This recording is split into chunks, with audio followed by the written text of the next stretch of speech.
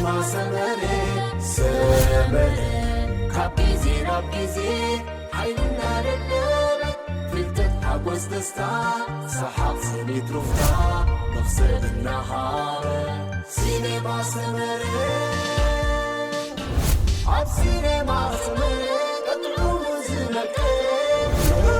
عاما كوميدي دراما لالا بوزاتا سبورت فيلم سلام زخبركم تخاتلتي مدب سبورت نايلومي كال اي مدرخ وددر تور دي فرانس فولي تعزبتاتنا كنكافلكم قريبنا لنا سناي مكتتال لومي ابستخايده كال اي مدرخ وددر بشكليتا تور دي فرانس 2026 كاب تراغونا ناب بارسيلونا ابستغبره ناي 168.5 كيلومتر غعزو غانتا UAE تيم اماراتس زيدفر عبلالنت اريالا تقداماي تاغانتا زخونه ايزاك ديلترو نت مدرخ بمعوات كلت مالياتات كركب كنكلو يوناس ايفينغارد دما نتا بيچا ماليو بصبيب فللي كابتادي بوغاچا عقيبوا يركب እዚ መድረኽ ማእከላይ ፍጥነቱ 46 ኪሎሜትር ኣብ ሰዓት ዝተመዝገበሉ ቅልጡፍ ውድድር ነይሩ። ኣብቲ ናይ መወዳእታ ሒደት ኪሎሜትራት ብፍላይ ኣብ ጎቦታት ማንጁዊክ እቲ ውድድር ኣዝዩ ሓያል ተወዳዳርነት ንናይ ቢጫ ማልያ ዝወዳደሩ ተቐዳደምቲ ከርኤና በቕየ እዩ።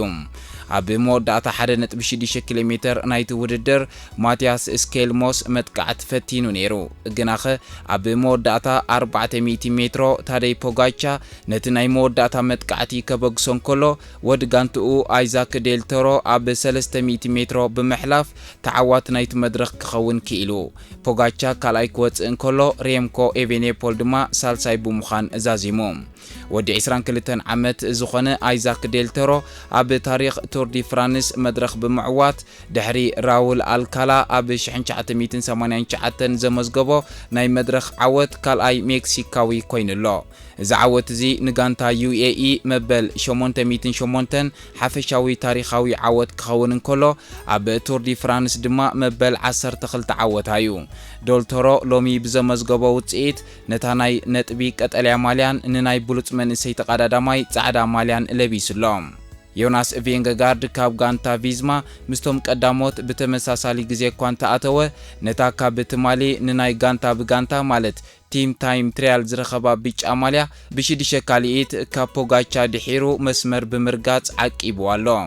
ናብቲ ቀንዲ ትሕዝቶ ናይዚ ናይ ሎሚ መደብ ስፖርት መደብና ናብ ቢንያም ግርማይ ተመሊስና ቢንያም ግርማይ ሎሚ ፈታኒ መዓልቲ ዋሕሊፉ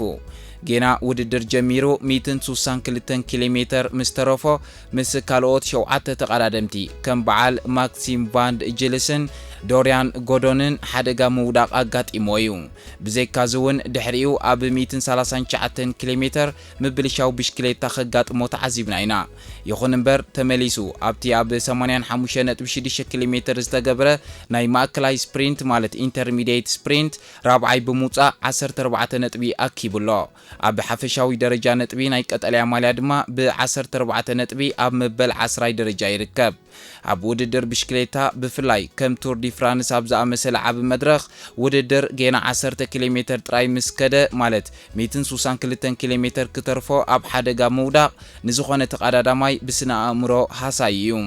ሓደ ተቐዳዳማይ ምስ ወደቐ ናብቲ ብልዑል ፍጥነት ዝጓዓዝ ዓቢ ጉጅለ ማለት ፔሌቶን ንምምላስ ልዑል ጉልበት እዩ ዘጥፍእ ቢንያም ነዚ ሰጊሩ መሊሱ ድማ ድሕሪ ሒደት ኪሎሜትራት ብሽክሌታ ክቕየር ተገዲዱ መብዛሕትኦም ተቐዳደምቲ ኣብ ከምዚ ዝኣመሰለ መዓልቲ ነታ መዓልቲ ብሰላም ምዝዛም ጥራይ እዮም ዝመርጹ ቢንያም ግን አንጻር እዚ ነታ መዓልቲ ናብ ረብሕኡ ክቕይራ ምኽኣሉ ሓያል ኣእምሮኣዊ ጸዓት ከም ዘለዎ ኣርኢና ኣሎ እቲ ኣብ ከተማ ቪላደካንስ ዝተገብረ ናይ ማእከላይ ናይ ስፕሪንት ቅልስ ንብቕዓት ቢንያም ዝዕቅን ዓቢ መርኣያ እዩ ነይሩ እቶም ቀዳሞት 3 ደረጃታት በቶም ቀዲሞም ሞሊቆም ዝወጹ ማለት ብሬክ ኣዌይ ዝገበሩ ተቐዳደምቲ ኳንተ ተወስደ እቲ ወሳኒ ቅልስ ግን ኣብ ውሽጢ እቲ ዓቢ ጉጅለ ካብ ዝነበሩ ቀንዲ ናይ ቀጠልያ ናይ ነጥቢ ተወዳደርቲ ኣብ ፔሌቶን ኣብ ሞንጎ ቢንያም ግርማይን ማድስ ፔደርሰን ነይሩ ቢንያም ንሓያልን ተመክሮ ዘለዎን ማድስ ፔደርሰን ሲዒሩ ራብዓይ ብምውፃእ 14 ነጥቢ ብምውሳድ ክልተ ትርጉም ዘለዎ ቀዳማይ እቲ ኣጋጢሞ ዝነበረ ሓደጋ ምውዳቕ ንናይ መወዳእታ ፍጥነቱ ከም ዘይሃሰዮ ኣረጋጊጽልናሎ ካልኣይ ንቀጠልያ ማልያ ዘለዎ ሸቶ ሕጂ እውን ጽኑዕ ምዃኑ ካብ ንሓድሕዶም ኣብ ዘሎ ቅልስ ብተዛማዲ ዝሓሸ ነጥቢ ካብ ምእካብ ንድሕሪት ከም ዘይብልን ተዓዚብና ኢና። ኣብዚ ሕጂ እዋን ቢንያም ብ14 ነጥቢ ኣብ መበል 10 ደረጃ ይርከብ። እዚ ካልኣይ መድረኽ ሓያሎ ጎቦታት ማንጅዊክ ዝነበሮ ብምዃኑ ስፕሪንተራት ከም በዓል ያስፐር ፊሊፕሰን ወይ ዲላን ግሮንዌገን ነጥቢ ክእክቡ ኣይከኣሉን። እቶም ነጥቢ ኣኪቦም ዘለዉ ከም በዓል ኣይዛክ ዴልቶሮ 30 ነጥቢ፣ ታዴይ ፖጋቻ 25 ነጥቢ ናይ ሓፈሻዊ ደረጃ ማለት GC ተወዳደርቲ እዮም። ስለዚ ቢንያም ኣብ ከም ዝኣመሰለ ንስፕሪንተራት ዘይጥዕም መድረኽ 14 ነጥቢ ኣብ ዝሒዝዎ ዘሎ ደረጃ ምዕቃቡ ኣብ መጻኢን ዘለዎ ቀልስ ቀጠልያ ማልያ ዓቢ ስትራቴጂካዊ ረብሓ እዩ። ሕጂ እቲ ቀንዲ ሕቶ ካብቲ ሓደጋ ዝረኸቦ ማሰይቲ ክሳብ ክንደዩ ዝብል እዩ። ኣብቲ ጽባሕ ዝካየድ ሳልሳይ መድረኽን ድሕሪኡ ዝመጹ ብዝያዳ ንስፕሪንተራት ዝጥዕሙ መድረኻትን ማለት ፍላት ስቴጅስ ቢንያም ጽቡቕ ገይሩ እንተደኣ ሓዊዩ ነቲ ሎሚ ምስ ማሰይቱ ዘርኣዮ ፍጥነት ተጠቒሙ ብቐጥታ ንመድረኽ ክዕወት ልዑል ተኽእሎ ኣለዎ። ብተወሳኺ ኣብዚ ናይ 2026 ሓዳስ ጋንትኡ ማለት NSN ሳይክሊን ቲም ምስ ዘለዉ ደቂ ጋንትኡ ዘለዎ ውህደት እንዳዓበየ ክኸይድ ምዃኑ እውን ትፅቢት ይግበር። ብሓፂሩ ክንገልጾን ከለና ናይ ሎም መዓልቲ ንቢንያም ግርማይ ካብ ንናይ መድረኽ ዓወት ንላዕሊ መዓልቲ ምድሓንን ነጥቢ ምሕላውን እያ ነይራ ክትበሃል ይምረጽ። ክሳራ ክትከውን ትኽእል ዝነበረት መዓልቲ ብብቕዓቱን ጽንዓቱን ናብ ረብሓ ቀይርዋ ውዒሉሎ። ሎሚ ኣቐዲሞም መሊቖም ዝወፁ 3 ተቐዳደምቲ ነይሮም። ኣሌክስ ሞለናር፣ ፊሊክስ ኢንገልሃርት ከምኡውን ፍራንክ ቫንደንብሮክ እዮም። ካብዚኦም ኣሌክስ ሞለናር ነቲ ናይ ስፕሪንት ነጥብታትን ንናይ ዓቐብ ነጥብታትን ብምጥቕላል ጽባሕ ነታ ናይ ዓቐብ ንጉስ እተርኢ ነጠብጣብ ዘለዋ ፖልካ ዶይ ጀርዚ ክለብሳ እዩ። ኣብ ናይ ሎም መዓልቲ ውድድር ብዙሓት ተቐዳደምቲ ጸገማት ኣጋጢምዎም እዩ። ንኣብነት ፓውል ሴክሳስ ብተደጋጋሚ ብሽክሌታ ክቐይር እንከሎ ፍሉጣት ተቐዳደምቲ ከም በዓል ኬቨን ቮክሊን፣ ማይካል ኪቪያትኮቭስኪ ከምኡውን ጆን ዴገን ኮልብ ናይ ጎማ ምንፋስ ጸገማት ኣጋጢምዎም እዩ። ክቡራት ሰማዕትና ኣብ ናይ ሎሚ ካልኣይ መድረኽ ውድድር ቱር ዲ ፍራንስ 2026 የዒንትና ናብ ኤርትራዊ ተቐዳዳማይ ቢንያም ግርማይ ካብ ጋንታ NSN ሳይክሊን ቲም ዘተኮራ ነይረን። ካብ ትዕዝብትና ተበጊስና ንቢንያም ናይ ሎም መዓልቲ ውድድር ብፈተናታት ዝተመልአት እኳ እንተነበረት ብጅግንነት ሰጊሩ ጽቡቕ ነጥቢ ክእክብ ክኢሉ ኣሎ። ውድድር ካብ ዝጅመር ነዊሕ ከይጸንሐ ካብ መወዳእታ መስመር 162 ኪሎ ሜትር ኣብ ዝተረፈሉ ግዜ ኣብ ውሽጢ እቲ ዓብ ጉጅለ ማለት ፔሌቶን ሓደጋ ኣጋጢምዎ ክንሱ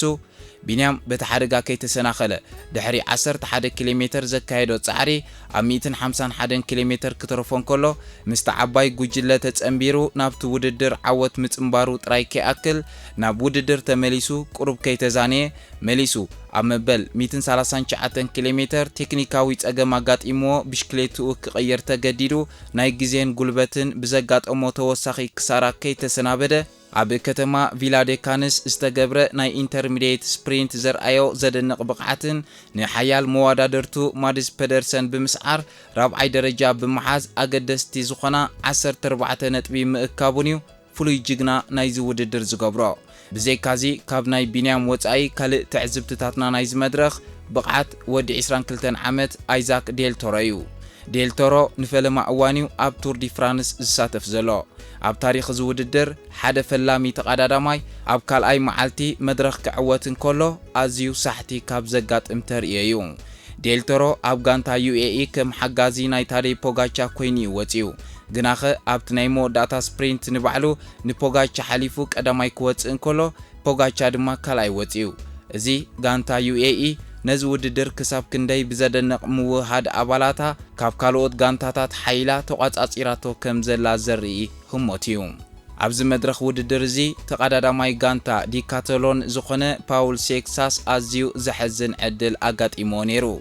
ኣብ ውሽጢ ሓፂር ርሕቐት ክልተ ግዜ ብሽክሌታ ክቐየር ተገዲዱ። ካብዚ ሓሊፉ ናይ ባዕሉ ብሽክሌታ ምስኣነ ብሽክሌታ ወዲ ጋንትኡ ወሲዱ ጉዕዝኡ ንክቕጽል ግዜን ጸዓትን ከሲሩ። ብሽክሌታ ወዲ ጋንትኡ እንዳተጓዓዘ ነቲ ኩሉ ዘጋጠሞ ንድሕሪት ምትራፍ ከይጸብጸበ ኣብቲ ናይ መወዳእታ ከቢድ ጎቦ ማንጅዊክ ማለት ምስቶም ፋቮራይትስ ናይዚ ውድድር ብምጽምባር ነቲ መድረኽ ብታሽዓይ ደረጃ ዛዚምዎ። ኣብ ሓፈሻዊ ደረጃ ድማ መበል ሻድሻይ ደረጃ ሒዙሎ። ማቴዮ ቫንደርፖል ኣብ ከምዚ ናይ ሎሚ ዝኣመሰለ ሓፀርቲ ግን ከዓ ዓቐብ ዘለዎ መድረኻት ከም ሓደ ካብቶም ቀንዲ ተወዳደርቲ ማለት ፋቮራይትስ ናይ ዝመድረኽ እዩ ተገሚቱ ግናኸ ጌና 3.2 ኪሎ ሜትር ክተርፍ እንከሎ ኣብቲ ናይ መወዳእታ ጎቦ ማንጁዊክ ቫንደርፖል ምስታ ቀንዲ ጉጅለ ክኸይድ ኣይከኣለን ካብቶም ወሰንቲ ተቐዳደምቲ ተሪፉ በዚ ድማ ኣብ ሓፈሻዊ ደረጃኡ ካብ 11 ደረጃ ንታሕቲ አንቆልቂሉሎ እዚ ተሪኦ እዚ ንብዙሓት ተንተንቲ ስፖርት ዘይተጸበይዎ ድኽመት እዩ ብዘይካዚ ጋንታ ካጃ ሩራል ዓባይ ናይ ወርልድ ቱር ጋንታ ኣይኮነትን ዕድመ ተገይርላ ዝተሳተፈት ጋንታ እያ ግናኸ ተቐዳዳማይ እታ ጋንታ ዝኾነ ኣሌክስ ሞለናር ቀዲሙ ብምውፃእ ማለት ብሬክ ኣወይ ብምግባር ነቲ ናይ መጀመርታ ናይ ዓቐብ ነጥቢ ብምጥቕላል ነታ ወሳኒት ናይ ዓቐብ ንጉስ ማለት ፖልካዶ ጀርዚ ማልያ ክለብሳ ኽኢሉሎ ኣብ ርእሲ እዚ ኣብቲ ናይ ማእከላይ ማለት ካልአይቲ ደረጃ ስፕሪንት እውን ንቢንያም ግርማይን ማደስ ፔደርሰንን ዝኣመሰሉ ሓያላት ስፕሪንተራት ብምቕዳም 25 ነጥቢ ወሲዱ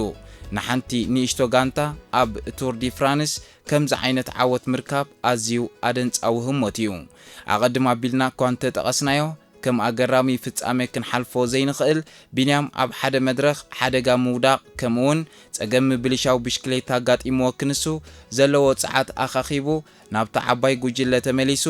ኣብ ስፕሪንት ኣትዩ ነጥቢ ክወስድ ምኽኣሉ ብሓቂ ዘይትፅቢታዊ ስነ ኣእምሮኣዊ ሓይሊ እዩ ዘርኢ እዚ ከምዚ ኢሉ እንከሎ ኣቐዲሙ ብዝወፀ ህፁፅ ዜና ኣብ ዞባ ፒረኒስ ናይ ፈረንሳ ዘጋጠመ ሓደገኛ ባርዕ ጫካ ነቲ ጽባሕ ክካየድ ተመዲቡ ዘሎ ሳልሳይ መድረኽ ውድድር ቱር ዲ ፍራንስ 2026 ኣብ ሓደጋ ምስራዝ ማለት ካንሲሌሽን ኣውዲቕዎ ይርከብ እዚ ሓደጋ ባርዕ ምዕፃው ጽርግያታት ዘስዓበ ክኸውን እንከሎ ነበርቲ ተኸባቢ እውን ካብ መንበሪኦም ክንቀሳቐሱ ተገዲዶም ኣለው ሎም ሰንበት ኣብ ዝተዋህበ ጋዜጣዊ መግለጺ ኣመሓዳር ናይቲ ዞባ ዝኾነ ፔሮ ሬግናውልት ከምዚ ዝስዕብ ኢሉሎ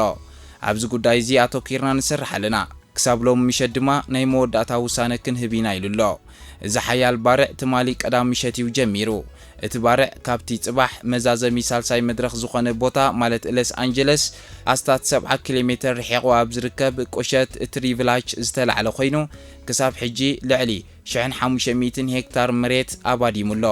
ነዚ ባርዕ ንምቁፅጻር ኣስታት 700 ዝኾኑ ሰራሕተኛታት መጥፋእቲ ሓዊ ተዋፊሮም ይርከቡ እኳ ደኣ እቲ ባርዕ ዘጋጠመሉ ቦታ ኣብ ልክዕ መስመር ውድድር ናይቲ ሳልሳይ መድረኽ እንተዘይኮነ እተን ናይተን ጋንታታት ኣውቶቡሳትን ካልኦት ኣካላት ናይቲ ውድድርን ዝጓዓዝሉ ኣቋራጭ መንገዲ ብምዃኑ ስጋኣት ፈጢሩሎ እቲ ውድድር ካብ ስጳኛ ተበጊሱ ናብ ፈረንሳይ እዩ ዝኣቱ ሰበስልጣን እቲ ከባቢ ቱር ዲ ፍራንስ ናብቲ ቦታ ምእታው ነቲ ንሓደጋ ባርዕ ንምቁፅጻር ዝግበር ዘሎ ህፁፅ ፃዕሪ ከይዕንቅፎ ይግምግሙለው እቲ ዞባ ካብ ትማሊ ቀዳማት ሒዙ ብሰንኪ ዘሎ ኣዝዩ ብርቱዕ ሙቐት ኣብ ተጠንቀቕ ይርከብ እቲ ባርዕ ብሰንኪ ኣብቲ ከባቢ ዘሎ ሓያል ንፋስ ዝበኣሰ ምዃኑ እውን እቲ መንግስቲ ገሊጹሎ ወደብቲ ቱር ዲ ፍራንስ ብዛዕባ ተኽእሎ ምስራዝ ናይቲ ሳልሳይ መድረኽ ክሳብ ሕጂ ወግዓዊ መግለፂ ኣይሃቡን ይኹን እምበር ቴክኒካዊ ዳይሬክተር ናይቲ ውድድር ዝኾነ ቲየሪ ጉቨኑ ኣብዚ ወርሒ ሓምለ ትፅቢት ዝግበረሉ ብርቱዕ ሙቐት ንውድድሮም ዓብዪ ስጋኣት ከም ዝኾነ ኣብ ዝሓለፈ ሰሙን ምግላጹ ይዝከር ክቡራት ሰማዕቲ ናይ ሎም መዓልቲ ውዕሎ ቢንያም ግርማይ ኣብ ካልኣይ መድረኽ ቱር ዲ ፍራንስ ንመጻኢ ጉዕዝኡ ኣብ ዝዓብ ውድድር ዓብዪ መርኣያ ክህበና ኽኢሉሎ ሎሚ ዘጋጠሞ ፈተናታት ዝህቦ ምላሽን ብዕምቆት ክንምርምሮን ከለና ንቢንያም ኣብዚ ዓመት ብዓብዪ ተስፋ ክንጽብዮ ከም ንኽእል የረጋግጸልና ስለምንታይ ንዝብል ሕቶ ነዞም ዝስዕቡ 4 ነጥብታት ንመልከት ቀዳማይ ኣብ መጀመርታ ውድድር ማለት 162 ኪሎ ሜትር ክተርፎ እንከሎ ምስቶም 8 ተቐዳደምቲ ምውዳቑ ከምኡውን ኣብ 139 ኪሎ ሜትር ብሽክሌታ ምቕያሩ ካብቲ ዓባይ ጉጅለ ፔሌቶን ንድሕሪት ከም ዝተርፍ ገይርዎ እዩ ሓደ ተቐዳዳማይ ድሕሪ ከምዚ ዓይነት ሓደጋ ንበይኑ ንፋስ እናተሃርመ ናብቲ ብልዑል ፍጥነት ዝጓዓዝ ጉጅለ ንምምላስ ኣዝዩ ብዙሕ ጉልበት እዩ ዘጥፍእ መብዛሕትኦም ተቐዳደምቲ ከምዚ ዓይነት ጉልበት ምዘጥፍኡ ነታ መዓልቲ ንምውዳእ ጥራዮም ዝቃለሱ ቢንያም ግን ነዚ ኩሉ ጉልበት ኣጥፊኡ ክንሱ ጸኒሑ ኣብቲ ናይ ስፕሪንት መስመር ተጸንቢሩ ነጥቢ ምውሳዱ ኣካላዊ ብቕዓቱ ማለት ፊትነስ ሌቨል ናይ ቢንያም ኣብ ኣዝዩ ላዕለዋይ ጥርዚ ከም ዘሎ ዘመስክር እዩ ኣብቶም ዝስዕቡ መድረኻት ሙሉእ ጉልበት እንተደኣ ተጠቒሙ ክሳብ ክንደይ ሓደገኛ ክኸውን ከም ዝኽእል እዩ ዘርእየና ቢንያም ሎሚ ዘርኣዮ ብቕዓት ዕላምኡ መድረኽ ምዕዋጥ ጥራይ ዘይኮነ ነታ ናይ ነጥቢ መሪሕነት ዝኾነት ቀጠልያ ማልያ ማለት ግሪን ጀርዚ ከም ዝኾነ እዩ ኣብቲ ናይ ሎሚ ናይ ማእከለይቲ ስፕሪንት ንሓደ ካብቶም ቀንዲ መወዳድርቱ ዝኾኑ ሓያል ስፕሪንተር ዴንማርካዊ ማድስ ፔደርሰን ስዒሩ 14 ነጥቢ ወሲዱሎ ማድስ ፔደርሰን 12 ነጥቢ ሒዙ ክተርፍ እንከሎ ሎሚ መዓልቲ ስፕሪንተራት ብሰንኪ ዓቐበታት ዝበዝሖ ቅርጽ መሬት ነጥቢ ኣብ ዘይረኸቡሉ መድረኽ ቢንያም ኣብ ሕሳቡ 14 ነጥቢ ምዕቃቡ ብስትራቴጂ ክሳብ ክንደይ ጸብለልታ ከም ዘለዎ እዩ ዘርኢ እዚ ድማ ኣብ መጻኢ بقصالነት ነጥቢ ናይ ምእካብ ተኽእሉ የንጸባረቕ ሳልሳይ ውድድር ብሽክሌታ በአካል ጥራይ ዘይኮነ በአእምሮውን ዝጽወት ስፖርት እዩ ብዙሓት ፍሉጣት ተቐዳደምቲ ሓደጋ ምስ ኣጋጠሞም ብሞራል ይወድቁ እዮም ቢንያም ግን ሎሚ በአእምሮ ፈጺሙ ኣይተረበሸን ወዲቕ ኣለኹ ሎሚ ዕድል የብለይን ኢሉ ርእሱ ኣይድነነን እዚ ዱልዱል ስነ ኣእምራዊ ጽንዓት ንሓደ ቻምፒዮን ዘድልዮ ዝዓበየ ሓይሊ እዩ ኣብ ቱር ዲ ፍራንስ ድማ ሕማቕ መዓልቲ ዘይሕልፍ ተቐዳዳማ የለን እቲ ጸወታ ነቲ ሕማቕ መዓልቲ ብኸመይ ትሰግራዩ ቢንያም ድማ ሎሚ ነዚ ብሉጽ መንገዲ ኣርዩና ኣሎ ራብዓይ ናይ ሎም መዓልቲ ውድድር ማለት ኩርባታት ዝበዝሖ ስለ ዝነበረ ማቴዮ ቫንደርፖል ዝኣመሰሉ ሓያላት ተቐዳደምቲ እኳ ክጽጎሙ ኢሎም ርኢናዮም ኢና ቢንያም ግርማይ ግና ክሳብ እቲ ሓደጋ ዘጋጥሞ ምስቲ ዓባይ ጉጅለ ፔሌቶን ክጓዓዝ ርኢናዮ ኢና ኣብቶም ዝስዕቡ ብዝያዳ ጎልጎል ዝኾኑ መድረኻት ማለት ፍላት ስቴጅስ ቢንያም ብቐጥታ ንመድረኽ ክዕወት ልዑል ተኽእሎ ኣለዎ ብተወሳኺ ጽባሕ ዝካየድ ሳልሳይ መድረኽ ብሰንኪ ባርዕ ጫካ ክስረዝ እንተደኣ ኮይኑ እዚ ንቢንያም ካብቲ ዘጋጠሞ ናይ ምውዳቕ ማሰይቲ ንኽሓዊ ተወሳኺ ናይ ዕረፍቲ መዓልቲ ማለት ኤክስትራ ሪካቨሪ ዳይ ክህቦ ይኽእል እዩ እዚ ድማ ሓደ ስትራቴጂካዊ ዕድል ክኸውን ይኽእል እዩ ዝብል ግምት የልዕል بحصيرو نايلومي كالاي مدرخ نبينام جرماي ناي فتنا معلتيا نزي فتنازي ببلوص نطب حليف ولو بزي لومي زرعيو اكلاون سنا امراون بقعت كنمزنون كلنا ابزناي 2026 تور دي فرانس بينام مدرخات اب معواتن نقطليا مالي ابزغبر حيال قلس قندي تواداداري كخون مخانو بعبي تسفا كنصبيو نخل نايلوم تحزونا ابزنزازم لايك ايترسعو صباح يرخبنا سسنايو